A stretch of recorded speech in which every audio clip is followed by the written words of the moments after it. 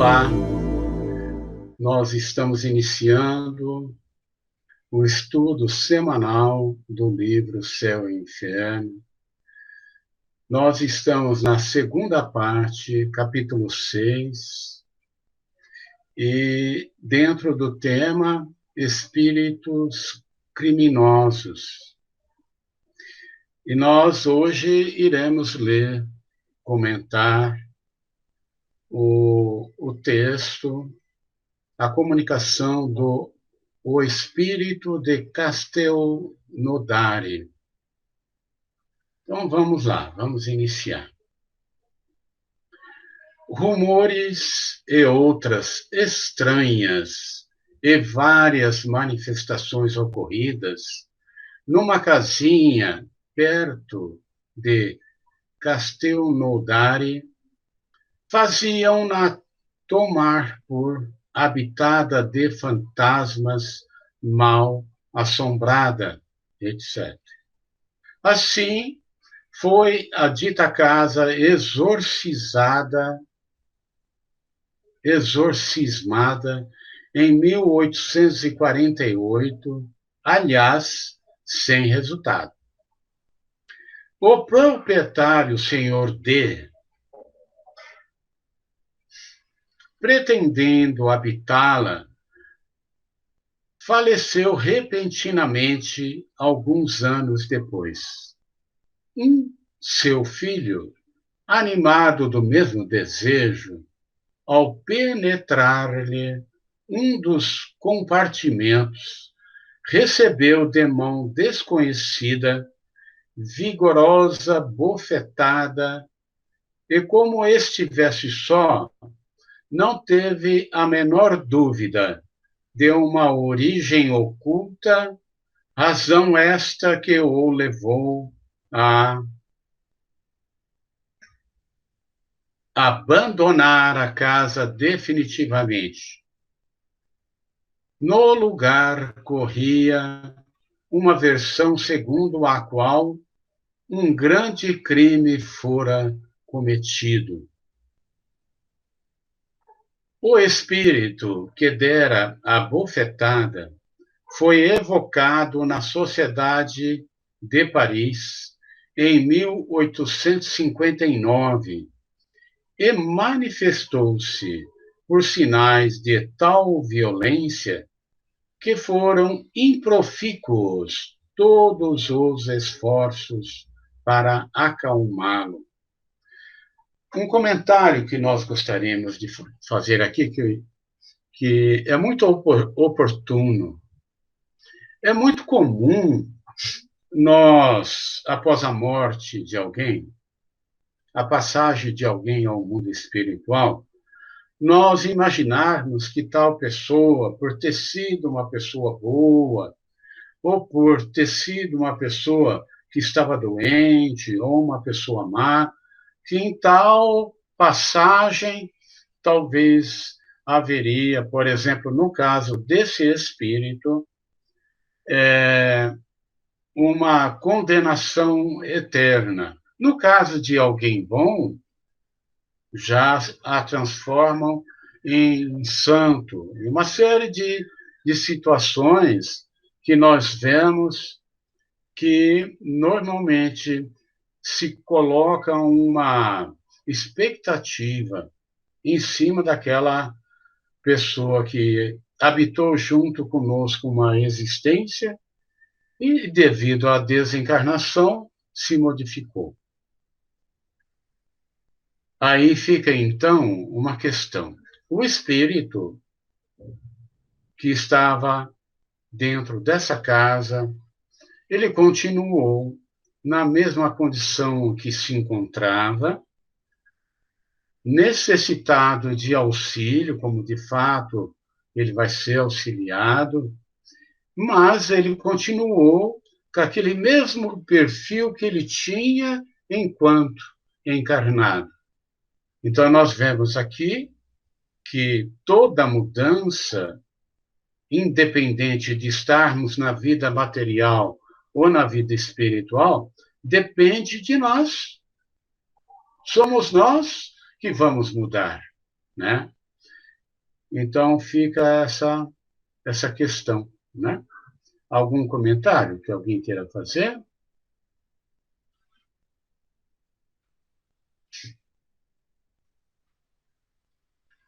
Interrogado, São Luís a esse respeito respondeu: é um espírito da pior espécie, verdadeiro monstro.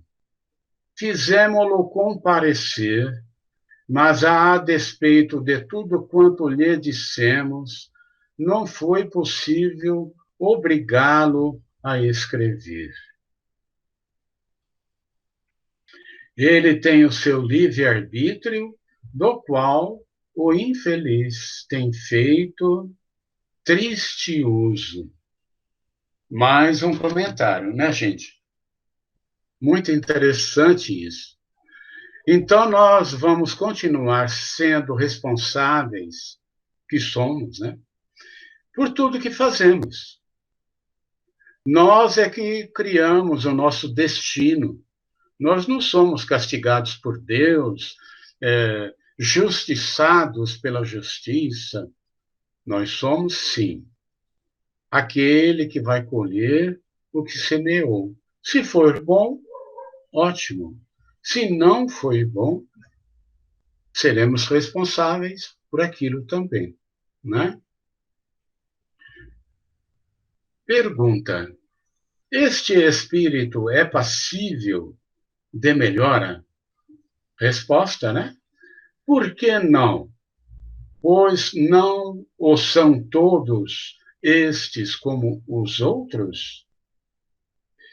É possível, entretanto, que haja nisso dificuldades.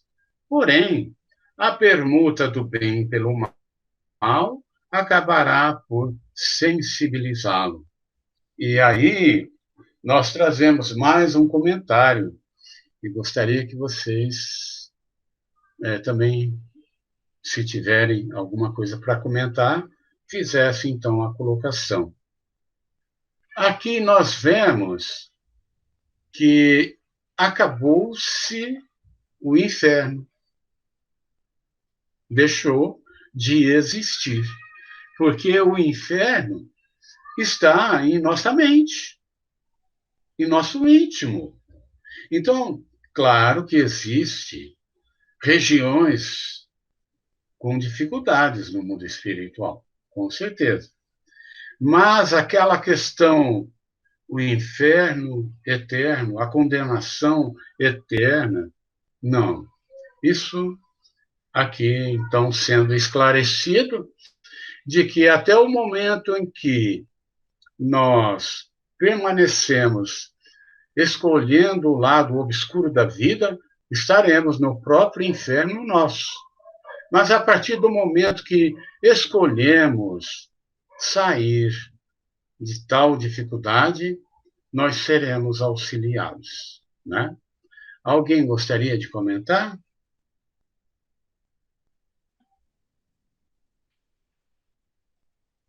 Vamos em frente.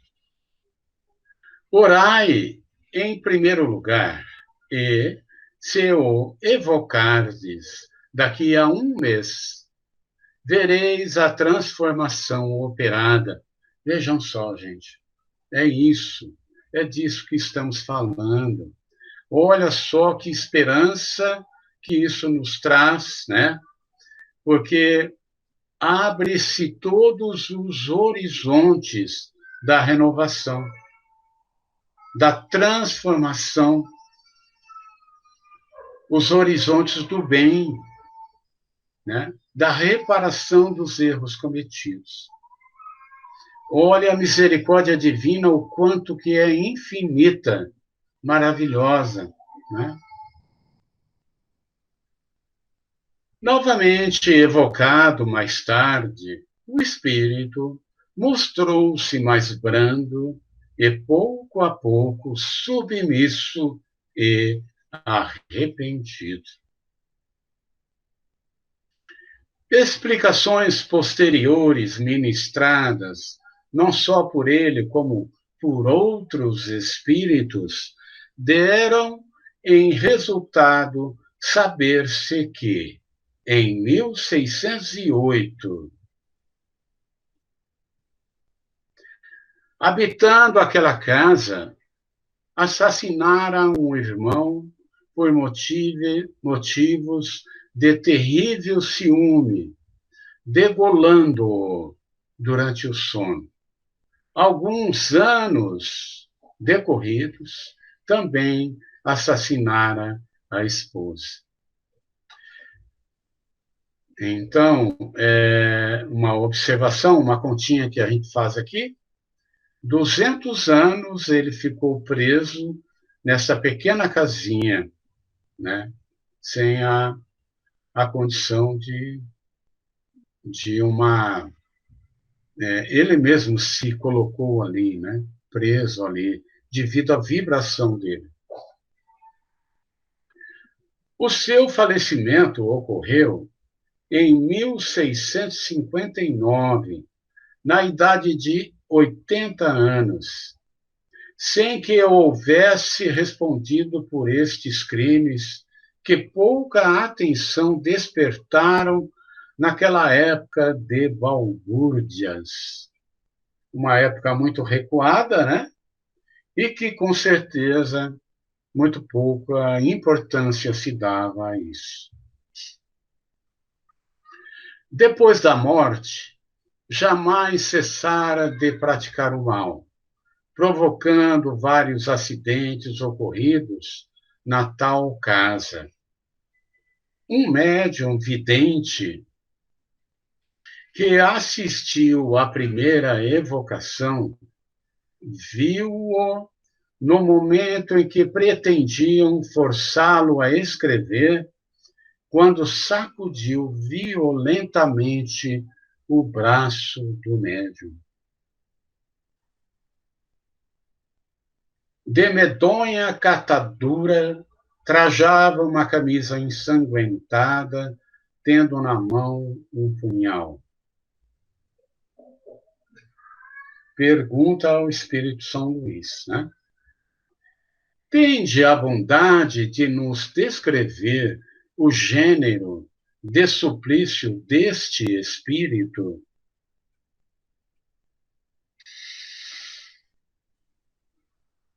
Resposta é atroz, porque está condenado a habitar a casa em que cometeu o crime, sem poder fixar o pensamento noutra coisa que não no crime, tendo-o sempre ante os olhos e acreditando na eternidade de tal tortura. Aí está uma questão que nós precisamos conversar. Além da situação difícil do espírito, ele tem a certeza com ele que vai ser aquilo eterno.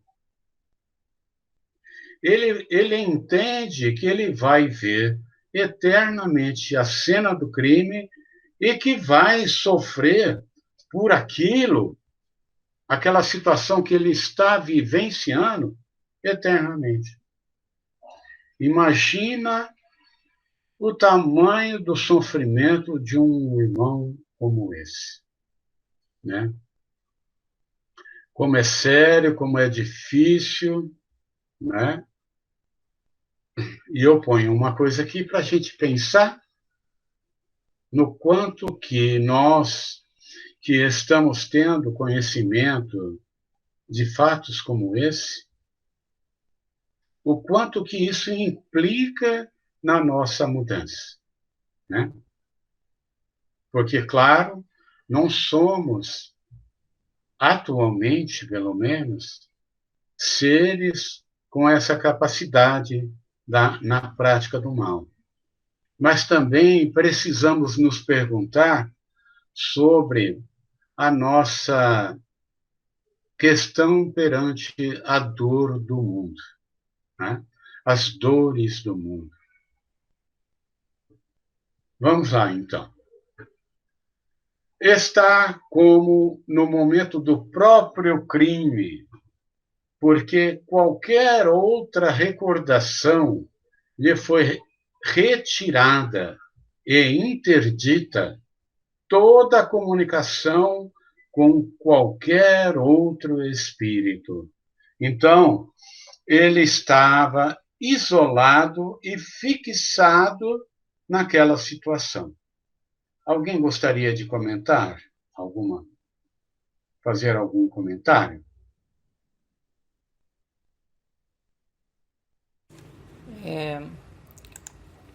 Ô Celso, essa questão de a recordação foi retirada, né? Isso daí é só para a gente entender melhor, né? Dá a impressão que alguém retirou, mas não foi isso, né? Foi ele mesmo que, pelo processo que ele passou, que de uma certa forma foi uma violência muito grande, né? Embora ele seja o autor da violência, isso pode ter interferido, né, no, como é que eu posso dizer, no comportamento dele. Foi isso? Bom, primeiro, pela cena que é muito forte, imagine alguém vendo uma cena incessantemente, né?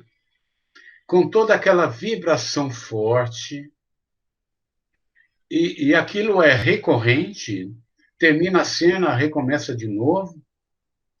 Então, praticamente, ele, pela vibração, pela potência da vibração, ele não consegue tirar a mente daquilo. Você usou o termo certo mesmo. É ele a fixação dele, né? E claro, é um sofrimento que não se dá até para mensurar, né? É que geralmente, na verdade, é uma colheita que ele teve, né, do ato que ele praticou, né. Então ele acabou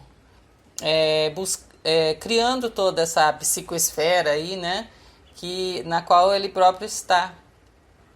E ainda, talvez ele não se culpe ainda, né, porque nós não vimos o restante do relato, mas é uma coisa assim que interferiu muito, pelo que a gente percebe, né. Nós podemos imaginar, talvez todos nós já tenhamos passado por isso.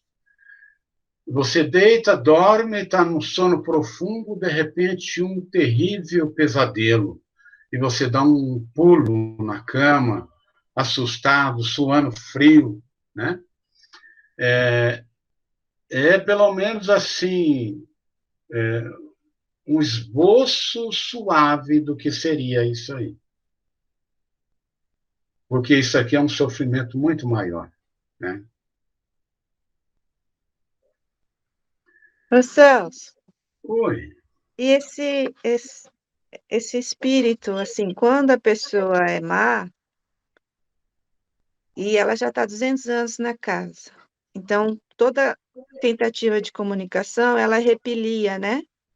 sim. Por causa da situação que ele está vivenciando. E ele e é normal das pessoas sempre achar que a gente não muda assim de um dia para o outro, que as coisas não mudam. O que muda, a gente fala, acaba a gente falando que é uma falsidade, eu não vou estar sendo eu mesmo, eu sou assim, eu não consigo mudar. Então, assim, ele mesmo ficando preso nesse pensamento dele. Só que quando ele morreu, ele também teve influência de outros espíritos, não é? Para revivenciar essa situação Sim. dele. E É sempre uma sintonia, né, Vanessa? isso, e daí nessa sintonia de culpa, ele vai, assim, no começo tem o gatilho, né? Que a pessoa que talvez tenha a mesma sintonia dele vai lá e transmite. E por mais que ele não se sinta culpado, aquilo vai se repetindo, porque ele intimamente sabe, né, que aquilo que ele fez era errado. Então, eu acho que a dificuldade dos espíritos assim é perceber que eles podem receber auxílio, né? Tanto que foi na oração ali no texto ali falando que na oração, depois de um tempo, ele melhorou um pouco, né? Talvez a Sim, mudança veio ali um pouco. Como é o poder da oração, né? é muito forte. É a maior potência que existe, né? É, E, e nós damos, e às caiu. vezes, até na pressa, trabalhando, a gente ora correndo, É verdade. não fazendo um uso como deveremos de um poder celestial, na verdade, né? É uma coisa muito linda a oração. E no que É, você comentou, Vanessa, cai bem dentro daquilo que Jesus falou, né? Nenhuma das minhas ovelhas se perderá, né? é, Isso é muito lindo, né? Porque é claro que vai fazer o nosso despertamento, num caso como esse, a dor. Mas a dor é o socorro, é. né? É a Para ele poder pedagogia. mudar, né? Isso. É como se estivéssemos no fundo do poço e alguém jogasse uma corda. Essa corda é a dor. É. A gente Senão ele consegue não muda, né? enxergar a luz. Oi? Senão ele não muda. É, não muda. É como Muito uma legal. criança na nossa visão, uma criança que faz birra, caprichosa. Se a mamãe e o papai não trouxer né, no devido controle, perde o controle, né? É, legal. Sobre a terra, só pode permanecer naquela casa e e no espaço só lhe restam solidão e trevas.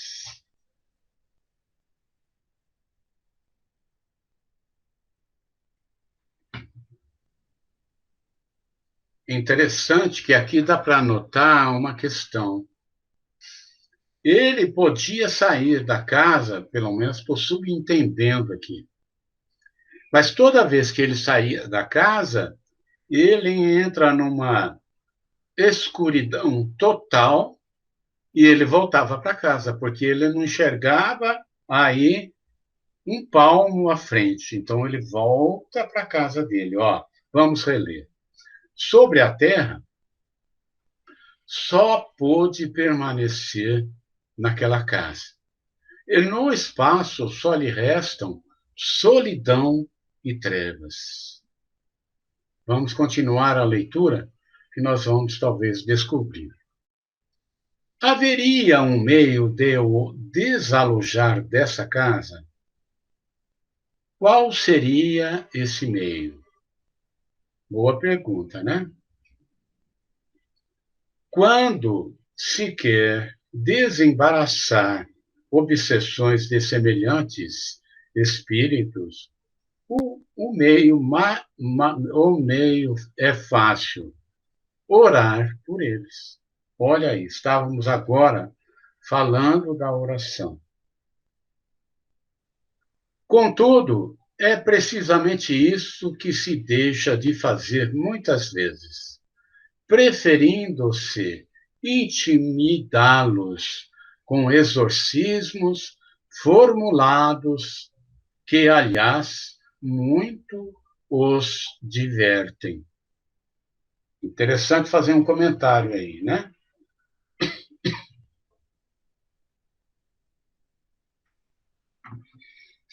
O exorcismo é uma prática exterior, né, gente? E, claro, isso é, ao espírito nada atinge, não é verdade? eles ficam, claro, vendo os rituais e achando muita graça daquilo. Insinuando às pessoas interessadas, essa é a ideia de orar por ele, fazendo-o também nós, conseguiríamos desalojá-lo? Boa pergunta, né? Sim, mas reparai que eu disse para orar e não para mandar orar. Interessante. Estando em tal situação há 2 séculos, apreciará ele todo esse tempo como se fora encarnado, isto é, o tempo parecer-lhe-á tanto ou menos longo do que quando na Terra? Mais longo. O sono não existe para ele. Então veja a dificuldade, né, que o espírito enfrenta, né? Dissera-nos que o tempo não existe para os espíritos e que 1 século, para eles, não passa de um instante na eternidade. Dar-se-á efetivamente esse fato para com todos os espíritos? Não, de certo, porquanto isso só se dá com os espíritos que têm atingido elevadíssimo grau de adiantamento. Para os inferiores, porém, o tempo é frequentemente moroso, sobretudo quando sofrem. Donde vinha esse espírito antes da sua encarnação?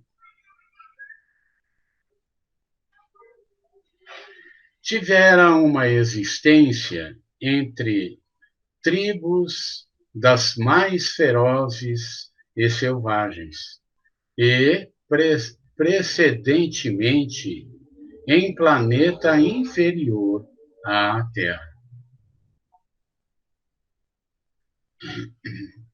Severamente punido agora por esse crime, sê-lo-ia igualmente pelos que porventura tivesse cometido, como é de supor, quando vivendo entre selvagens?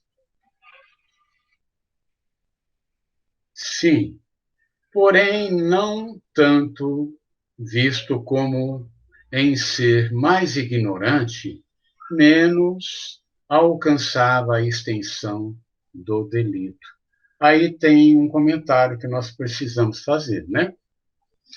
Então, a nossa culpa é, vamos dizer, relativa sempre ao nosso grau de conhecimento.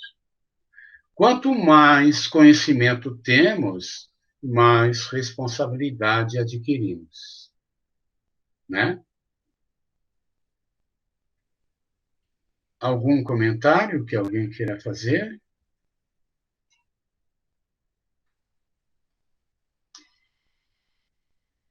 O estado em que se vê esse espírito é o dos seres vulgarmente designados por danados? Absolutamente não, pois há condições ainda mais horrorosas.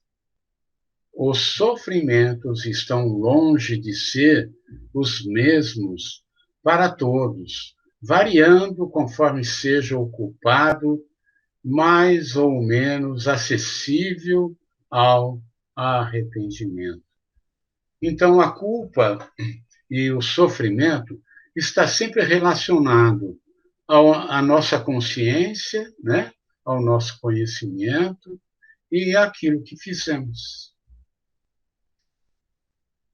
Para este, aquela casa é o seu inferno. Outros trazem esse inferno em si mesmos, pelas paixões que os atormentam sem que possam saciá-las. Eu vou dar um exemplo aqui para que a gente se lembre. Quantas vezes em trabalhos mediúnicos, espíritos nos vieram pedir para matar suas vontades no álcool, na droga, né? No próprio jogo. Então, isso também é um inferno, né? Algum comentário que alguém queira fazer?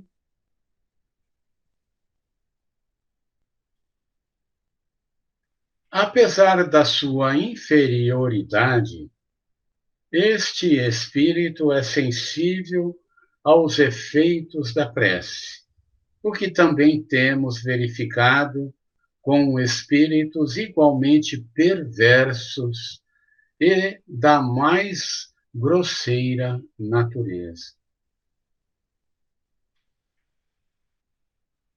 Entretanto, espíritos há que, esclarecidos, de mais desenvolvida inteligência, demonstram completa ausência de bons sentimentos, motejando de tudo que há de mais sagrado.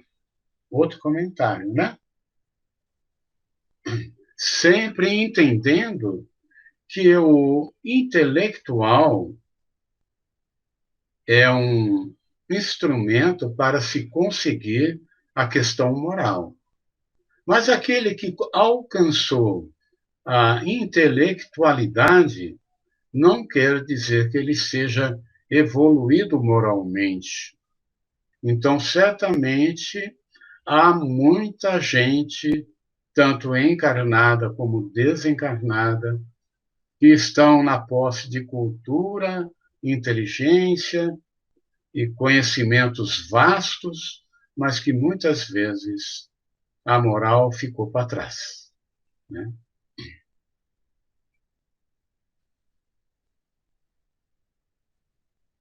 A nada se comovendo e até não dando tréguas ao seu cinismo. A prece só aproveita ao espírito que se arrepende. Para aqueles que, arrebatados de orgulho, se revoltam contra Deus e persistem no erro, exagerando o mesmo, tal como procedem os infelizes, para esses a prece nada adianta, nem adiantará, senão quando tênue vislumbre de arrependimento começar a germinar-lhes na consciência.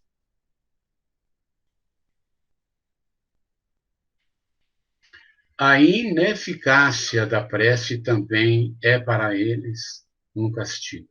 É interessante, né? Muito interessante. Porque para o egoísta, o orgulhoso, aquele que se compraz naquilo que ele está fazendo e que não é bom, a persistência disso ao longo do tempo se torna um castigo, né? Enfim, ela, a prece, né, só alivia os não totalmente endurecidos. Insensível à ação da prece, será motivo para que se deixe de orar por ele? Boa pergunta, né? Não. porquanto cedo ou tarde a prece poderá triunfar do seu endurecimento, sugerindo-lhe benéficos pensamentos. O mesmo sucede com certos doentes, nos quais a ação medicamentosa só se torna sensível depois de muito tempo e vice-versa. Muito bem o exemplo, né? Muito bom. Compenetrando-nos bem de que todos os espíritos são suscetíveis de progresso, e que nenhum é fatal e eternamente condenado, fácil nos será compreender a eficácia da prece em qualquer circunstância. Então, entendendo assim, podemos orar sempre por todos, né?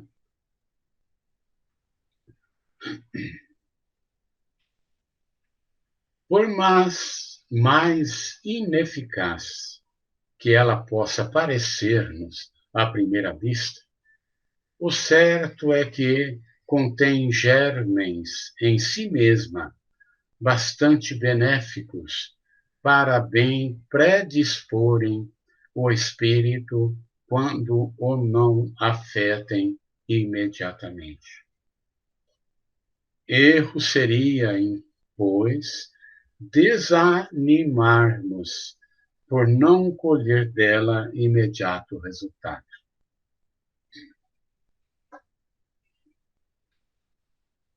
Ao reencarnar-se esse espírito, qual será a sua categoria?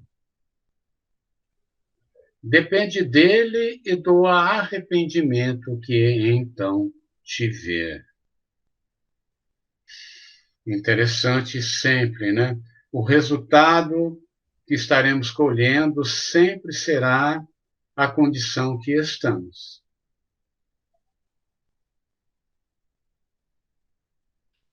Muitos colóquios, como este espírito, deram em resultado notável transformação do seu moral. Eis aqui algumas das suas respostas ao espírito. Por que não pudestes escrever da primeira vez que vos evocamos? Porque não queria. Mas por quê? Ignorância e embrutecimento.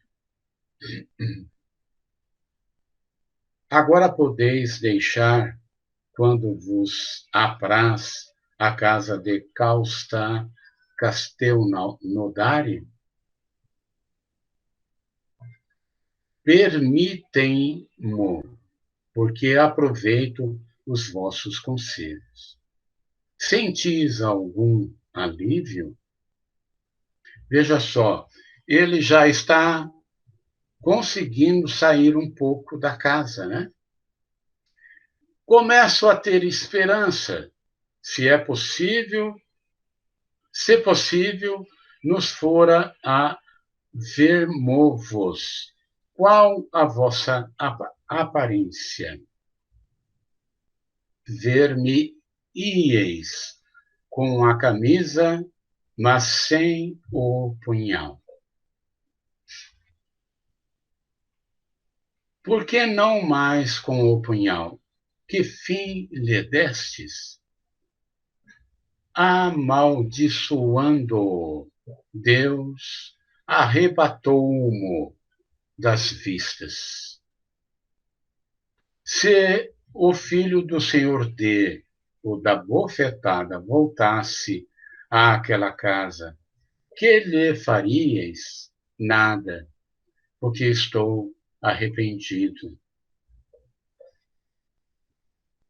E se ele pretendesse ainda desafiar-vos? Não me façais essa pergunta. eu não me dominaria. Isso está acima das minhas forças, pois sou um miserável. Lobrigais um termo aos vossos padecimentos? Oh, ainda não. É já muito o saber, graças à vossa intercessão, que esses padecimentos não serão eternos. Tende a bondade de nos descrever a vossa situação antes de vos evocarmos pela primeira vez. Não é preciso acrescentarmos que este pedido tem por fim sabermos como servos úteis e não a simples e fútil curiosidade. Já vos disse que nada mais compreendia além do meu crime e que não podia abandonar a casa em que cometi, a não ser para vagar no espaço solitário e obscuro. Olha aí, ó. Disso não poderia eu dar-vos uma ideia, porque nunca pude compreender o que se passava. Então, realmente, ele vagava no espaço, na escuridão, e voltava à casa, né? Desde que me alçava ao espaço, era tudo negrume e vácuo. Ou antes, não sei mesmo o que era. Hoje, o meu remorso é muito maior. E, no entanto, não sou constrangido a permanecer naquela casa fatal, sendo-me permitido vagar sobre a terra e orientar-me pela observação de quanto aí vejo, compreendendo melhor assim a enormidade dos meus crimes e, se menos sofro por um lado, por outro, aumentam as torturas do remorso. Mas ainda bem que tenho esperança. Veja só, gente, um comentário aqui. O quanto que é importante o trabalho mediúnico. Veja só, né? E o quanto que é importante também a gente saber que ninguém pode julgar ninguém. Ou será que nós não passamos por aí, por essa estrada? É preciso a gente pensar um pouco, né? Será que a gente não transitou por aí? Basta que a gente leia a história da humanidade em todos os tempos. A nossa história pretérita está escrita na história da humanidade. Então, não precisa ir muito longe, né? A terdes de reencarnar, que existência preferiríeis? Sobre isso não tenho meditado suficientemente. Durante o vosso longo insulamento, quase podemos dizer cativeiro, experimentastes algum remorso? Nenhum. E por isso sofri tão longamente. Olha só. Somente quando o senti foi que ele provocou, sem que disso me apercebesse, as circunstâncias determinantes da vossa evocação ao meu espírito para início da libertação. Obrigado, pois, a vós que de mim vos apiedastes e me esclarecestes. Efetivamente, temos visto ávaros sofrerem à vista do ouro, que para eles não passava de verdadeira quimera, orgulhosos, atormentados pelo ciúme das honrarias prestadas a outros que não a eles.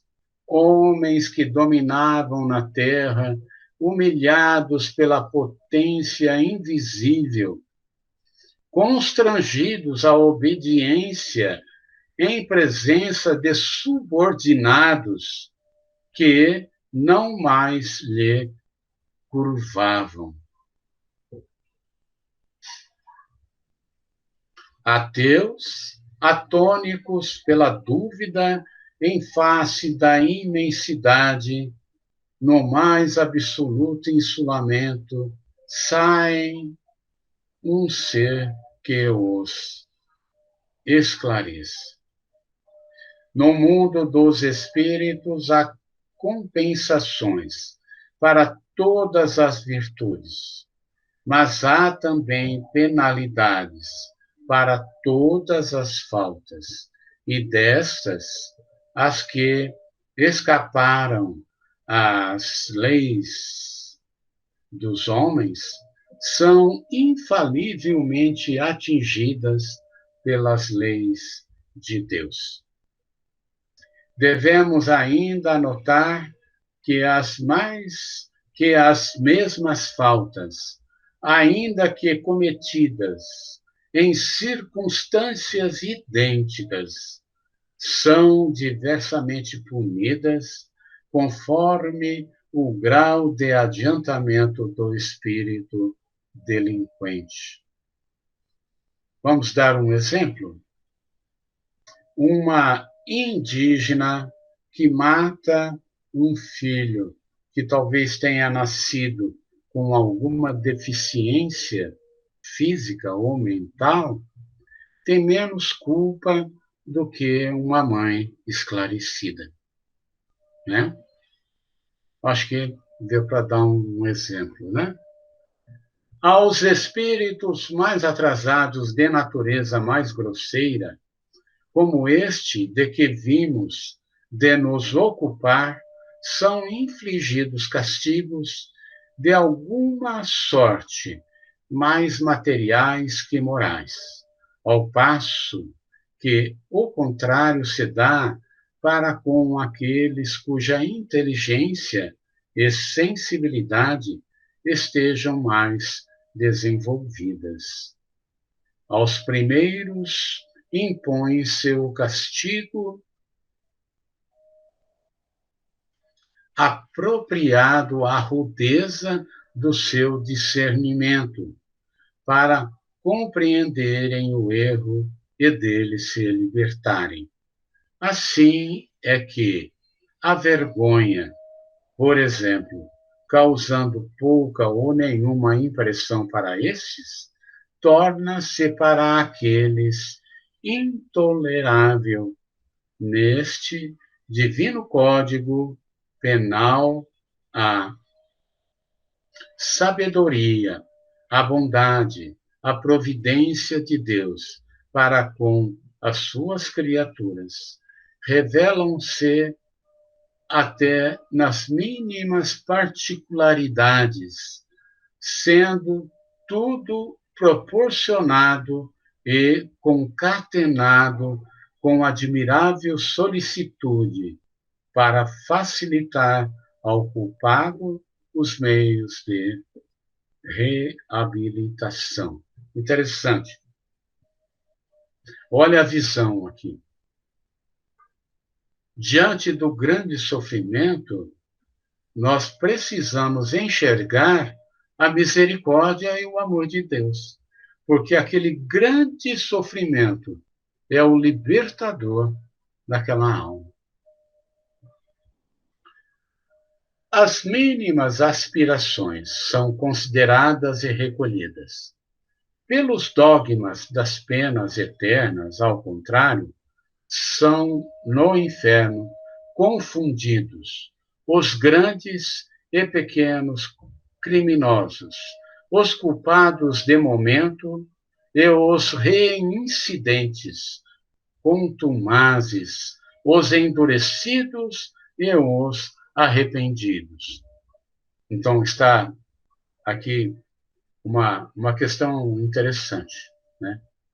Aquele que cometeu, naquela visão das penas eternas, aquele que cometeu um crime e se arrependeu, ele vai continuar dentro do sofrimento eternamente, embora esteja arrependido.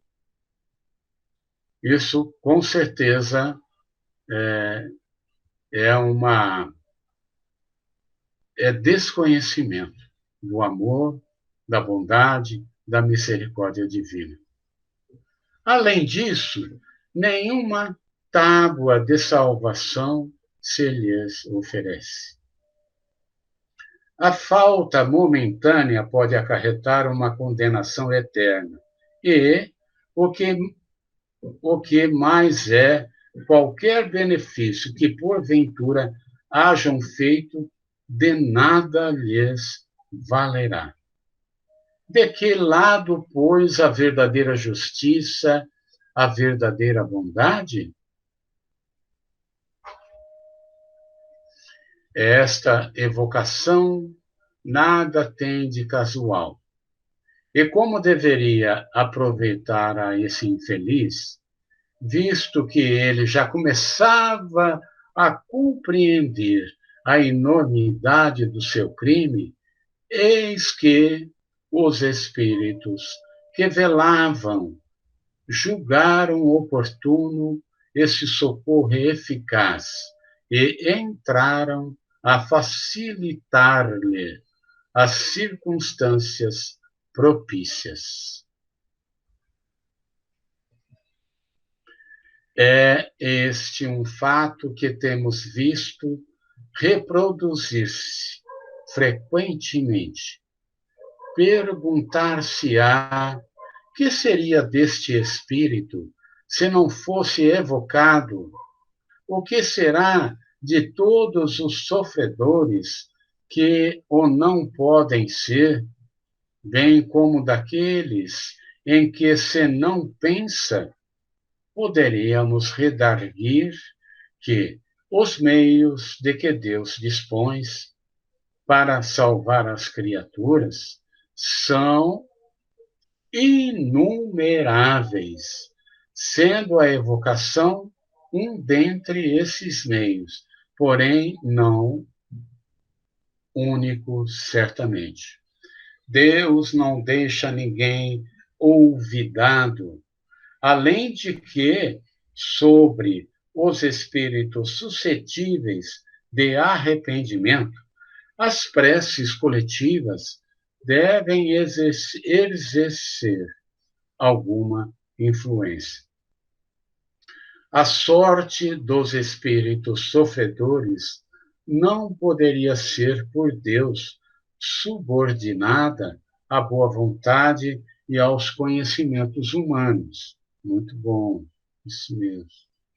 Desde que os homens puderam estabelecer relações regulares com o mundo invisível, uma das primeiras consequências do Espiritismo foi o ensino dos serviços que, por meio dessas relações, podem prestar aos seus irmãos desencarnados.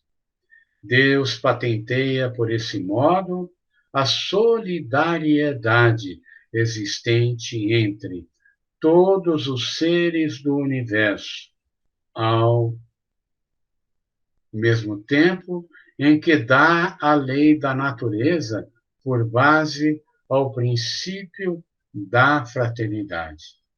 Deus demonstra-nos a afeição verdadeira, útil e séria das evocações, até então desviadas do seu princípio providencial, pela ignorância e pela superstição. Aos sofredores jamais faltaram socorros em qualquer época, e se as evocações lhes proporcionam uma via de salvação, aproveitam ainda mais, talvez aos encarnados, por lhes proporcionar novos meios de fazer o benefício, instruindo-se, ao mesmo tempo, sobre as condições da vida futura. Fica, então, a leitura, o estudo, os comentários, a reflexão, né? O quanto temos ainda a aprender, mas que fica aí esse pensamento. Todos estamos sendo abundantemente envolvidos pela misericórdia de Deus, mas também pela justiça divina, que é misericordiosa. Muito obrigado.